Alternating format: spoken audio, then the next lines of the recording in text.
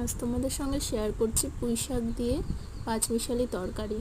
প্রথমে সব সবজিগুলোকে কেটে নেওয়া হয়েছে, আলু, কচুরমুখী, কুমড়ো, তারপর পুঁই শাকের ডাঁটাগুলোকে আলাদা করে আর পুঁই শাকের পাতাগুলোকে আলাদা করে প্রথমে ওগুলোকে ফোড়ন দিয়ে ভালো করে ভাজা করে নিতে হবে। তারপর আস্তে আস্তে পুঁই শাকের পাতাগুলো পরে দিতে হবে।